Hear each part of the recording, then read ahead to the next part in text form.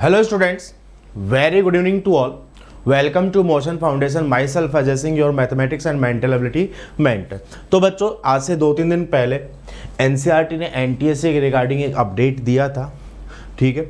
उस अपडेट में उन्होंने बोला था कि जो भी करंट सिनेरियो चल रहा है, जो भी करंट पैटर्न चल रहा है एनटीएससी का, वो पैटर्न अब अप्रूवल नहीं हुआ है मार्च 2021 के बाद के लिए। मीन्स कि मार्च 2021 तक का उनके पास अप्रूवल था उसी फॉर्मेट में, और आगे के फॉर्मेट में अप्रूवल नहीं मिला है, ठीक है। तो आज एक न्यूज़ आई है बच्चों, टाइम्स ऑफ इंडिया के अंदर एनसीईआरटी के डायरेक्टर ने एक मैसेज दिया है, ठीक है, प्रेस कॉन्फ्रेंस में बोला है, ठीक है। उसके बारे में हम डिस्कस करेंगे, ठीक है। तो सबसे पहले हम देख लेते हैं कि जो नोटिफिकेशन रिलीज किया था एनसीईआरटी ने आज से 2-3 दिन पहले हम उसको पढ़ लेते हैं, देन हम जो न्यूज़ आई है उसको हम देखेंगे और इसके क्या मायने निकल के आते हैं, ठीक है। क्योंकि काफ़ी बच्चे परेशान हैं, हम भी परेशान थे कि ठीक है, क्योंकि इस नोटिस से ये निकल के आ रहा था कि एनटीएससी का जो अप्रूवल था वो टिल 31 मार्च 2021 तक ही था। तो बच्चों के मन में काफ़ी सारे डाउट्स थे कि सर क्या हमें आगे प्रिपेयर करना चाहिए एनटीएससी के लिए, या फिर हम अर्ली स्टार्ट करें, या फिर वॉटेवर जो भी है। जो बच्चे 11th में जा चुके हैं उन बच्चों के लिए और ज़्यादा टेंशन था कि सर हमने इतनी मेहनत की है, नो डाउट वो जो हमने पढ़ा है वो काफ़ी काम आ रहा है, ठीक है, क्या हम कंप्लीटली एनटीएससी छोड़ दें, ठीक है। तो पहला सजेशन तो यही होगा कि बच्चों जब तक ऑफिशियल अनाउंसमेंट कोई नहीं आ जाती है तब तक आप लोग एनटीएससी जो 11th में जा चुके हैं वो एनटीएससी स्किप कर दो। आप अपनी प्रिपरेशन जो 11th का जेईई या नीट या फिर और भी कोई भी कॉम्पिटिटिव एग्जाम की आप तैयारी कर रहे हो उस पर लग जाओ। क्योंकि मैंने पहले भी बोला आपको कि जो भी नोटिफिकेशन आएगा at least 2 to 3 month prior inform किया जाएगा। आपके पास समय होगा, आप लोगों ने तैयारी अपनी पूरी कर ली है, रिवीजन के लिए ये समय काफ़ी ज़्यादा आप लोगों के लिए काफ़ी रहेगा, ठीक है। जो अभी करंटली 10th क्लास के अंदर बच्चे हैं उनको देखो 10th का सिलेबस तो आपको वैसे भी करना है, तो उस सिलेबस को क्यों ना हम इस तरीके से प्रिपेयर करें कि एनटीएससी अगर होता है बाद में तो उसमें भी काम आ जाए और हमारा फाउंडेशन जो है वो भी स्ट्रॉन्ग होता चला जाए। और साथ ही साथ हम अर्ली स्टार्ट, ठीक है, क्योंकि अभी ये समय आ चुका है, अक्टूबर नवंबर में बच्चे जनरली अर्ली स्टार्ट कर देते हैं, उस समय हम अर्ली स्टार्ट कर दें, ठीक है। अगेन जैसे आपका नोटिफिकेशन आता है उस समय हम दोबारा जी जान से एनटीएससी के लिए लग जाएंगे, ठीक है बच्चों। तो जो नोटिस आया था 2 दिन पहले वो ये था कि लाइक मार्च 2021 तक ही नोटिस था, अप्रूवल था उनके पास एनटीएससी कंडक्ट करवाने का, उसके बाद उनके पास कोई अप्रूवल नहीं था, ठीक है बच्चों। अब जो एक न्यूज आई है टाइम्स ऑफ इंडिया के अंदर, उस न्यूज को हम पढ़ते हैं। उस न्यूज के अकॉर्डिंग क्या लिखा हुआ वो हम देखते हैं यहाँ पे कि the ministry of education is reviewing the national talent search examination scheme and is likely to increase the number of scholarship. मतलब क्या हुआ कि पहले 1000 स्कॉलर्स बनते थे, आज से 4-5 साल पहले वो काउंट 1000 से 2000 हुआ है। अब चांस है कि काउंट जो है 2000 से और इंक्रीज हो जाए। आई बात समझ? अगर आप लोगों को याद हो, मैंने बहुत पहले एक वीडियो बनाया था जिसके अंदर एनसीईआरटी ने रिव्यू किया था अभी तक का जो एनटीएससी एग्जाम हुआ है उसके पैटर्न को लेके, उसकी एलिजिबिलिटी को लेके, उसकी अवेयरनेस को लेके, ठीक है। तो उसके अंदर एक पॉइंट लिखा हुआ था, अगर आप लोगों को याद हो, कि एनटीएससी एग्जाम नो डाउट एक टैलेंट सर्च एग्जाम है, नेशनल वाइड होता है, ठीक है। बट कहीं ना कहीं बच्चों के मन में यह है कि सिर्फ 2000 बच्चे ही सिलेक्ट होने हैं, ठीक है। अगर अपन देखें ऑल ओवर इंडिया में 10th के अंदर आराम से 45 से 50 लाख बच्चे हर साल अपीयर होते हैं 10th क्लास के अंदर, उनमें से सिर्फ 2000 बच्चों को एनटीएससी स्कॉलर बनने का सौभाग्य मिलता है। आई बात समझ में? तो वो काउंट कम है। आप भी अपनी क्लास में आप देख सकते हो, जो भी एनटीएससी की तैयारी कर रहे हैं, कि आपकी क्लास में कितने बच्चे फॉर्म फिल करते हैं या कितने बच्चों का अवेयरनेस है इस बारे में कि ये कोई कॉम्पिटिटिव एग्जाम है, या फिर बच्चे ये सोचते हैं यार ये एक ऐसा एग्जाम है जिसकी तैयारी तो मैं कर ही नहीं सकता, ठीक है, ये मेरे लीग के बाहर है। तो वहां पे एनसीईआरटी ने एक सजेशन दिया था कि अवेयरनेस बढ़ाई जाए। दूसरा, जितने भी एनटीएससी स्कॉलर निकल के आ रहे थे उनमें से ज़्यादातर सिलेक्शंस किसी कुछ पर्टिकुलर स्टेट से ही ज़्यादातर निकल रहे थे। लाइक जहाँ पे अवेयरनेस ज़्यादा है, लाइक राजस्थान हो गया, महाराष्ट्र हो गया, यूपी हो गया, दिल्ली हो गया, यहाँ से बच्चे ज़्यादा सेलेक्ट हो रहे थे। कुछ स्टेट ऐसे भी थे जहाँ से स्टेज 1 में तो बच्चे सेलेक्ट होते हैं, ऑब्वियस सी बात है स्टेज 2 के लिए अप्लाई करेंगे, बट वहाँ से आई थिंक इतने स्कॉलर्स नहीं बन रहे थे। ठीक है, मतलब कि यूनिफॉर्मिटी नहीं थी ऑल ओवर इंडिया में। पेपर का लेवल का पैटर्न भी आप लोग देख सकते हैं कि राजस्थान काफ़ी ईजी आता है, गुजरात उससे भी ईजी आता है, हरियाणा, दिल्ली, तेलंगाना, आंध्रा, ये पेपर जो पैटर्न है वो बहुत ज़्यादा टफ होता है स्टेज 1 का। ठीक है, जो बच्चा गुजरात, राजस्थान से स्टेज 1 निकल के आता है, ठीक है, नो डाउट उन्होंने तैयारी उस लेवल पे की होती है, बट सिर्फ वो स्टेज 1 का प्रिपेयर करके स्टेज 2 नहीं निकाल सकता है। ठीक है, हालांकि राजस्थान के अंदर ऑलरेडी इतनी अवेयरनेस है कि बच्चा पहले से स्टेज 2 की तैयारी करता है, बट जहां पे तेलंगाना, आंध्रा, वहां पे स्टेज 1 में कंपटीशन इतना है, पेपर का लेवल इतना लेके जाते हैं, तो उनके लिए स्टेज 2 निकालना कंपैरेटिवली थोड़ा सा इजी है अगर बच्चे ने अच्छे से प्रिपेयर किया। लाइक हरियाणा, दिल्ली के जो स्टूडेंट्स हैं, ठीक है, तो पेपर का पैटर्न तो सेम है, but difficulty level state wise stage 1 के अंदर बहुत ज्यादा वेरी कर जाता है। कहीं पे सिर्फ एनसीईआरटी लेवल पूछ लिया जाता है, जैसे मैं मैथ्स टीचर हूं तो मैं आपको बताऊं, कहीं पर आईक्यूएम लेवल तक का मैथ्स पूछा जा सकता है। आई बात समझ? लाइक तेलंगाना, आंध्रा के मैथ्स के क्वेश्चन बड़े शानदार होते हैं, दिल्ली, हरियाणा के मैथ्स के क्वेश्चन बड़े शानदार होते हैं। ठीक है, Rajasthan, Gujarat simple NCERT, even Gujarat के अंदर तो कई बार ऐसा होता है कि पूछ लिया क्वाड्रेटिक फॉर्मूला क्या है, डिस्क्रिमिनेंट का फॉर्मूला क्या है, ये चीजें पूछी जा सकती है। ठीक है, तो उस चीज को यूनिफॉर्म लाने के लिए एक उन्होंने मिनट्स ऑफ मीटिंग दिए थे, बहुत सारे पॉइंट्स उन्होंने डाले थे और हमने एक वीडियो बनाया था कि अगर ये पॉइंट्स अप्लाई हो जाते हैं तो एक तो नंबर ऑफ स्टूडेंट्स काफी ज्यादा होंगे।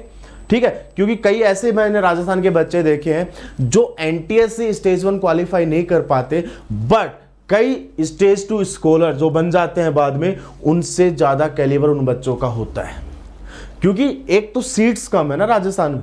ठीक है, नंबर ऑफ सीट्स जो है, ठीक है, उसी के अकॉर्डिंग बच्चे सेलेक्ट होते हैं। कई स्टेट से ऐसे बच्चे सेलेक्ट होके आ जाते हैं जिनका कैलिबर राजस्थान के जो बच्चे सेलेक्ट नहीं हुए उनसे थोड़ा कम होता है। तो ये चीज जो थी ना, थोड़ा डिफरेंस था, उस चीज को उन्होंने चांस दिया था कि हम या तो ऐसा करें कि सिर्फ स्टेज 1 एग्जाम कंडक्ट करवाएं, या फिर हम ऐसा करें कि ऑल ओवर इंडिया के अंदर एक ही पेपर कंडक्ट करवाएं, या फिर डिफिकल्टी लेवल सेम होना चाहिए। क्योंकि पेपर एक कंडक्ट करवाना थोड़ा सा मुश्किल टास्क होगा, क्योंकि कई स्टेट ऐसे हैं जहां स्टेट बोर्ड चलता है। जहां स्टेट बोर्ड चलता है, ऑब्वियस सी बात है, वो बोर्ड क्यों मानेगा क्योंकि हम एनसीईआरटी का सिलेबस फॉलो करते हुए पेपर अलाउ करें। ठीक है, जैसे ये प्रॉब्लम लास्ट 2-3 ईयर से राजस्थान में भी थी, इस साल नहीं है। ध्यान रखिएगा कि राजस्थान के अंदर आरबीएससी का एक्सक्लूसिव सिलेबस स्टेज 1 में आता था और स्टेज 2 के अंदर कंप्लीटली एनसीईआरटी आता था। आई बात समझ में? तो बोला कि लाइक पेपर तो एक नहीं हो पाएगा। अगर मान लो कि दो स्टेज में करवाया गया, पेपर एक होने का चांस बहुत कम है। ठीक है, बट डिफिकल्टी लेवल के कोई ऐसे मापदंड लेके आए जाए कि लाइक डिफिकल्टी लेवल हर स्टेट का ऑलमोस्ट इक्वल हो जाए। ठीक है, तो वो मिनट्स ऑफ मीटिंग जो थी वो हम यहां पे जरूर डिस्कस करेंगे थोड़ी देर में। ठीक है, उसके अलावा इन्होंने एक चीज और लिखी है, and the number of scholarship as well as the monetary incentive from ₹2000 to 5000। मतलब जो बच्चे एनटीएस से स्कॉलर बनते हैं उनको 11th एंड 12th के अंदर 1250 रुपीज पर मंथ मिलता है, and after 12th 2000 rupees per month मिलता है। उस अमाउंट को 2000 रुपीज पर मंथ अमाउंट को इंक्रीज करके 5000 रुपीज पर मंथ कर दिया जाए। अब देखने पे तो ये लगता है कि एक न्यूज का हेडिंग है, कुछ भी हो सकता है, क्योंकि कुछ दिन पहले एक मैंने न्यूज देखी थी जिसमें लिखा हुआ था, न्यूज़पेपर का एक कटिंग था कि स्टेज 1 में 1000 रुपीज पर मंथ स्कॉलरशिप मिलती है, जो कि बिल्कुल गलत न्यूज थी। ठीक है, वो कोई भी छाप देता है, बट यहां पे एक लास्ट में एक चीज लिखी हुई है, this is for the information of all concern, the ministry is reviewing the scheme with an aim to revamp it, said Dinesh Prasad Saklani, जो कि फेब 2022 में एनसीईआरटी के नए डायरेक्टर बने हैं। ये उन्होंने अपडेट दिया है कि मिनिस्ट्री अभी इस बारे में रिव्यू कर रही है और इस एग्जाम को रिवैम्प कर रही है, क्योंकि लास्ट वीडियो मैंने भी आप लोगों को बोला था एनईपी अप्लाई होने वाला है। वो नहीं चाहते कि सिर्फ 2 साल के लिए एनटीएससी किसी अलग पैटर्न पे करवाएं और फिर से रिवैम्प करने की जरूरत पड़े। कुछ ऐसा हो जाए कि उसी एग्जाम पैटर्न को आगे कैरी फॉरवर्ड किया जा सके। आई बात समझ में? ठीक है, तो परेशान होने की जरूरत नहीं है। देखो एनटीएससी नहीं तो किसी और नाम से आ जाएगा। जैसे राजस्थान में पहले एसटीएससी होता था, फिर आई थिंक बाद में उसको दयानंद सरस्वती ऐसा कुछ करके स्कॉलरशिप एग्जाम कर दिया गया। नाम बदल जाएगा, एग्जाम तो वही है ना। स्कॉलरशिप मिलनी है, आपको अपनी पढ़ाई करनी है, पैटर्न बदल जाएगा ज़्यादा से ज़्यादा। सिंगल करेक्ट की जगह कुछ क्वेश्चन मल्टीपल करेक्ट आ जाएंगे, कुछ क्वेश्चन न्यूमेरिकल बेस्ड आ जाएंगे, कुछ question match the column, comprehension, इस टाइप के क्वेश्चन आ जाएंगे। इससे ज़्यादा कोई बदलाव नहीं आएगा। ठीक है, जहां पे एक ऑप्शन सही होता था, अब वहां पे हो सकता है 3 ऑप्शन सही होने लग जाएंगे कुछ एक क्वेश्चंस के अंदर, क्योंकि वहां पे उन्होंने 80-20 का रेशियो भी दिया था कि 80% सिंगल करेक्ट होंगे, 20% कुछ क्वेश्चन ऐसे डालेंगे मल्टीपल करेक्ट हो, इंटीजर टाइप क्वेश्चंस हो, न्यूमेरिकल टाइप क्वेश्चंस हो, जिनके आंसर 0 से लेके 99 के बीच में हो। आई बात समझ में? ठीक है, तो आपको अपनी तैयारी अच्छे से करनी है। और इस पैटर्न के आने से फायदा क्या होगा? फायदा ये होगा कि आपको कंप्लीटली जेई का फील 10th एनटीएससी एग्जाम देते वक्त होगा।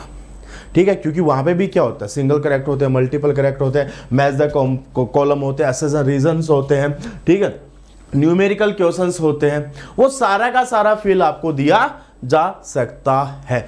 बस एक जो शिकायत है एनसीईआरटी से वो यही है कि इन्होंने जो ये अपडेट दिया, ये एक तो बहुत डिले दिया, क्योंकि कोई क्लैरिटी नहीं थी।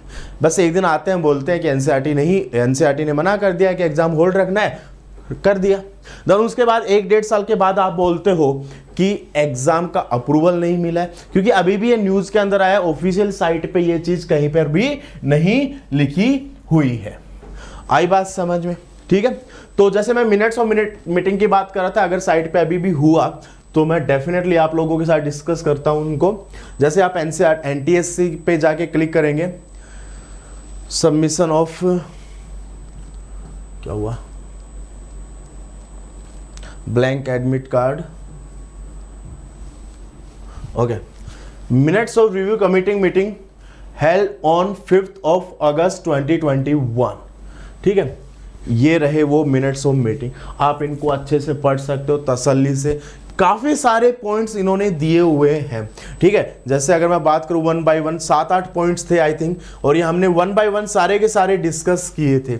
It is desirable that identification of talent commence at a much early stage, I 5th और 8th क्लास के अंदर। ठीक है, या तो ऐसा हो जाए कि 5th और 8th क्लास के अंदर एनटीएससी करवाने लग जाए, ठीक है, बट इसमें यह नहीं है कि आप लोगों का नंबर नहीं आएगा, बिल्कुल आएगा भैया। जब 8th से 10th में हुआ था तो एक बैच ऐसा था जिसने 8th में भी एनटीएससी दिया था और 10th में भी एनटीएससी दिया था। उस बैच से उस समय हालांकि 1000 एनटीएससी स्कॉलर बनते थे, वो एक बैच ऐसा था जिस बैच से 2000 एनटीएससी स्कॉलर बने थे। 1000 बने थे 8th के अंदर और बचे हुए जो 1000 थे वो बन गए थे 10th के अंदर। ठीक है, पॉइंट्स है, अगर कुछ चेंजेस होंगे तो वो उसके अकॉर्डिंग होगा, क्योंकि सिलेबस भी जब चेंज होता है ना, ऐसा नहीं होता कि 9-10 दोनों का सिलेबस चेंज होगा, नहीं, एक बार 9th का चेंज होगा, फिर नेक्स्ट ईयर जो बच्चे आएंगे 10th में उन्हीं का 10th का चेंज होता है, ध्यान रखिएगा। ठीक है, taking measure to cultivate talent by organising summer camp in individual, like camp होते हैं ना आईजेएसओ वगैरह के अंदर होते हैं, उसी तरीके से कुछ कैंप वगैरह कुछ कंडक्ट करवाने के लिए बात है। यहाँ पे देखो, explore social media video clip with celebrity specially women role model in rural area to popularise, क्योंकि काफी लोगों को पता ही नहीं होता एनटीएससी क्या होता है। ठीक है ना, extend the set into different discipline including vocational subjects so that the scheme may attract more talent from different discipline and also rural areas। consider कुछ एजेंडास थे to enhance the pattern of existing NTSC stage 2 level। क्या क्या थे? to adopt of more than one correct key but limit the number of such questions to 10 to 15%।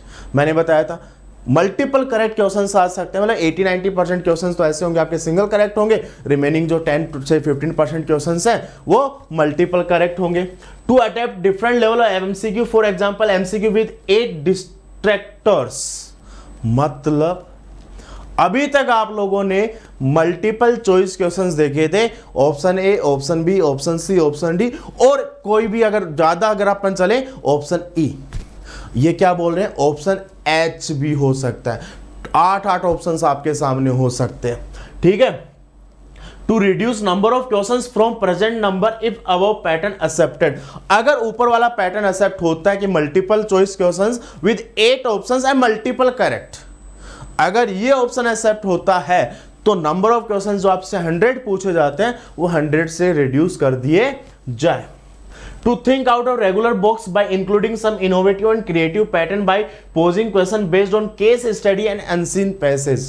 ठीक है, जो NCERT में आपका केस स्टडीज टाइप के जो क्वेश्चंस आते हैं, बड़े बड़े पैराग्राफ पहली बार आप लोग देखो, उनको समझो, उन पे बेस्ड क्वेश्चंस आपसे पूछे जा सकते हैं। Some committee remember had suggested considering the negative marking as it would be helpful.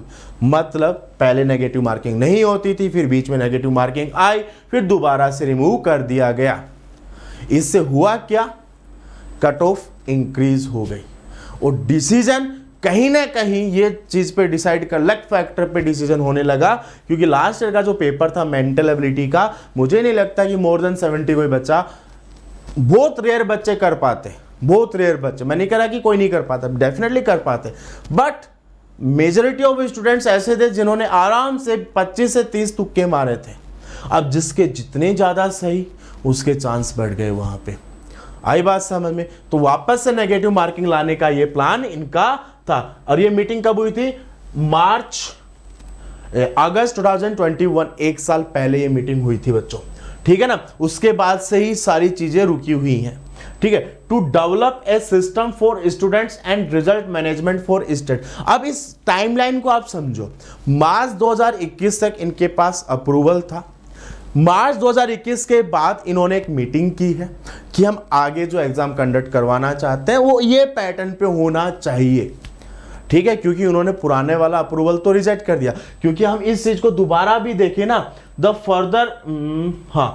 Further implementation of the scheme in its present form, मतलब जो करंटली सिनेरियो है 100 set 100 MAT 2 hours plus 2 hours का जो है stage 1 stage 2 state board and NCERT, उस pattern को accept नहीं किया है मिनिस्ट्री ऑफ एजुकेशन ने, ठीक है। तो शायद उसी के उसमें है ये कि अगस्त 2021, 4 से 5 महीने बाद इन्होंने एक अप्रूवल वॉटेवर जो भी है वो भेजा हुआ है। जैसे वहां से अप्रूवल आएगा डेफिनेटली ये स्कीम जो है बहुत ही शानदार है, वास्तव में इससे टैलेंट सर्च होगा अगर ये अप्रूवल अप्रूव होता है तो।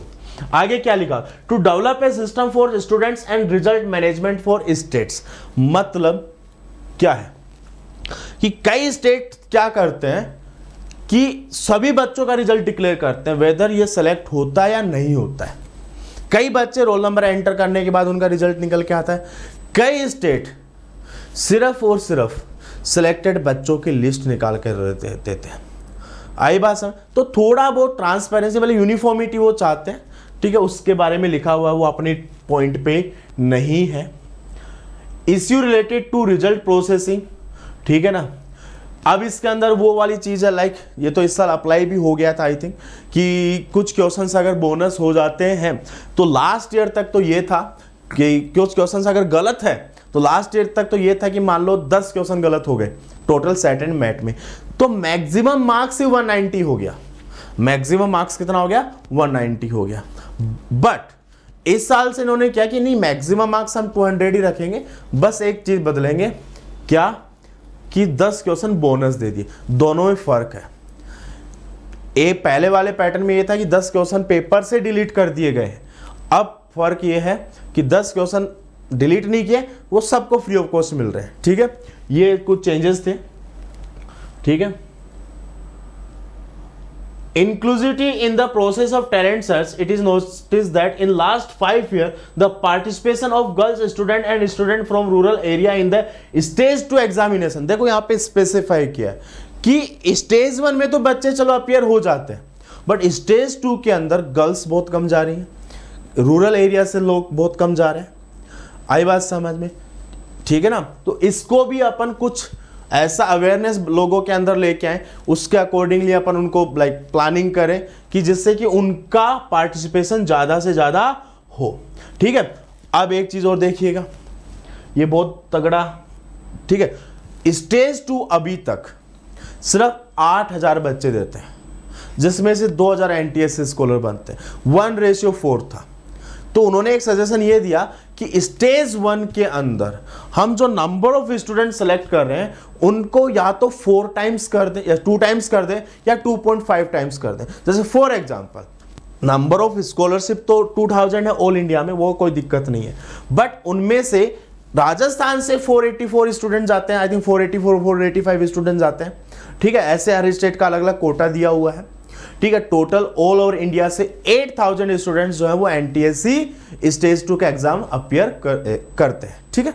उनमें से 2000 बच्चे एनटीएससी स्कॉलर बनते हैं, ठीक है। तो एक सजेशन ये आया कि हम 8000 बच्चों को क्यों अपियर करवा रहे हैं एग्जाम, क्यों ना हम 8000 की जगह 16000 या 20000 बच्चों को मौका दें कि आओ आप स्टेज 2 का एग्जाम लिखो। तो इसका मतलब क्या हो गया, राजस्थान से अगर मैं बात करूं 400 400 800 900 समथिंग कुछ बच्चे सेलेक्ट होंगे, फिर भले ही लास्ट में तो 2000 स्कॉलरशिप है, ठीक है, उससे कोई फर्क नहीं पड़ रहा, बट स्टेज 1 में नंबर ऑफ सिलेक्शन ज्यादा होंगे, ठीक है, और ज्यादा कंपटीशन बढ़ेगा और ज्यादा मजा आएगा, ठीक है। चलो, improvement of math set at state level, ये पॉइंट मैंने अभी डिस्कस किया था आप लोगों के साथ कि कहीं स्टेज के अंदर तो ऐसा पेपर आता है कि विद इन 30 मिनट पूरा पेपर सोल्व हो जाएगा। कई स्टेट के अंदर ऐसा पेपर आता है विद इन 30 मिनट बहुत मुश्किल है, इवन विद इन 2 आवर्स भी बहुत मुश्किल हो जाता है, ठीक है ना। तो उस चीज को चेंज किया जाए। सजेशन क्या था, organize workshop and conduct intensive capacity building program for selected teachers from the state UT to help them to design good and quality item question specially for NTSS exam at state level. मतलब हम paper तो अलग नहीं कर सकते, paper एक नहीं कर सकते सबका, बट डिफिकल्टी लेवल तो इस तरीके से बना सकते हैं ना कि हर स्टेट के बच्चे को सेम फील आए। आई बात समझे। Feasibility of conducting NTSC stage 2 level in online mode, कि जैसे कोविड की वजह से इतना डिले हुआ है तो चांस ये ले आ जाए कि एक स्टेज 2, सिर्फ स्टेज 2, क्योंकि वहां पे सिलेक्टेड बच्चे ही जा रहे हैं सिर्फ मतलब अगर ये अप्लाई होता है तो 16 या 20 हजार बच्चे, या फिर अभी जैसे बता रहे हैं कि एनटीएससी स्कॉलर ज्यादा बनेंगे तो उस केस में और ज्यादा बच्चे, ठीक है। तो मैक्सिमम कितने होंगे, 30 से 40 50 हजार बच्चे। उन बच्चों का स्टेज 2 एग्जाम जो है ऑनलाइन मोड में करवा दिया जाए, जिससे कल को अगर ऐसी कोई सिचुएशन आती है लाइक कोविड, ये कोविड के टाइम का लास्ट ईयर का है, ठीक है, क्योंकि उससे पहले 2 साल इन्होंने 2 इयर्स वो प्रॉब्लम फेस किया था कि एग्जाम बहुत डिले हो रहा था ड्यू टू कोविड। तो उस सिचुएशन से बचने के लिए हम ऐसा कर सके, ठीक है। Conducting NTSC stage 2 level at different city instead of number of centre at a single place. मतलब क्या मतलब है इसका, जैसे स्टेज 1 के अंदर है अगर मैं बात करूं तो जो सेंटर आता है ना वो पर्टिकुलर सिटीज के अंदर आता है। जैसे बात करूं मैं कोटा में मान लो 7 सेंटर पे आ गया, ठीक है, बट कोटा के पास कोई एक सिटी और है, वहां पे सेंटर ही नहीं है, ठीक है, मतलब पूरा कोटा डिस्ट्रिक्ट का सेंटर एक जगह ही आ रहा है, ठीक है। तो एक ही सिटी में अलग अलग सेंटर देने की बजाय अलग अलग, ठीक है, वो तो उनका इंफ्रा का पार्ट है, वो तो मैनेजमेंट का, उससे अपने को कोई लेना देना ज्यादा नहीं।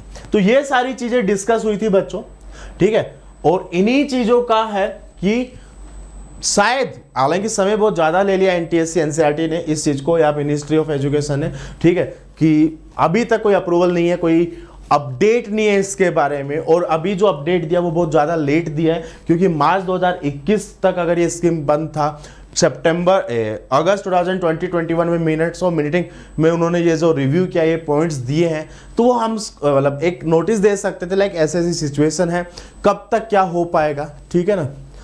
तो परेशान नहीं होना, चांसेस हैं एनटीएससी होगा, एनटीएससी के नाम से नहीं किसी और नाम से हो जाएगा, उसमें कोई परेशान होने की बात नहीं है। पैटर्न बदलेगा ये तो डेफिनेटली है, रिवैम्प होगा ये भी डेफिनेटली है, सिलेबस तो कुछ चेंज होगा नहीं। सिलेबस में ऐसा तो नहीं हो सकता ना कि मैथ्स हटा देंगे या फिर साइंस हटा देंगे, ये पॉसिबल ही नहीं है, ठीक है ना। बस आपको अपनी पढ़ाई करते हुए चलनी है। बस एक चीज़ की और रिक्वेस्ट करूंगा कि जो क्लियरिटी जो है हम चाहते हैं एनसीईआरटी से या फिर मिनिस्ट्री ऑफ एजुकेशन से कि फटाफट से हमें अपडेट दें इस बारे में, क्योंकि नवंबर में जनरली ये एग्ज़ाम होता है, ठीक है। जो बच्चे भी नवंबर 2022 में एग्जाम देने वाले थे उन बच्चों के लिए ऑब्वियस बात ऑलरेडी डिले हो चुका है। जो लास्ट ईयर के बच्चे जो अब 11th में आ चुके हैं उनके लिए ये एग्जाम ऑलरेडी 1 साल डिले हो चुका है। उन बच्चों को भी clarity they NCERT and ministry of education, ठीक है। तो फटाफट से आप एक काम कीजिएगा, मेल कीजिएगा उनको जितना ज़्यादा, क्योंकि जब से लास्ट एक महीने के अंदर काफ़ी कुछ ज़्यादा चेंजेस अपडेट्स आने लगे हैं। ये सिर्फ इसी वजह से आने लगे कि हम लोगों ने कुछ वीडियो बनाए, आप लोगों ने सपोर्ट किया, ठीक है, आप लोगों ने ज़्यादा से ज़्यादा उनको मेल किए, ठीक है ना, उसी वजह से अपडेट आने लगे। बट अब रुकना नहीं है जब तक कि अपडेट नहीं आ जाता। पॉजिटिव नोट पर यह है कि एग्ज़ाम तो डेफिनेटली होगा, आज नहीं तो कल होगा, इस चीज़ की तो गारंटी है। एक नए पैटर्न में होगा, अगर नया पैटर्न आए तो गारंटी है उसी पैटर्न के अकॉर्डिंगली हम आप लोगों की तैयारी करवाएंगे और सबसे पहले स्टार्ट करेंगे इस चीज़ को। बस एक बार अपडेट आ जाए, लगे रहना, मेल करते रहो, और जाने से पहले वीडियो को लाइक, चैनल को सब्सक्राइब कीजिएगा और अपने फ्रेंड्स को भी आप बोलिएगा वीडियो देखें, और ज़्यादा से ज़्यादा संख्या के अंदर NCERT and as well as ministry of education को मेल करते रहो। ठीक है बच्चों, बाय बाय।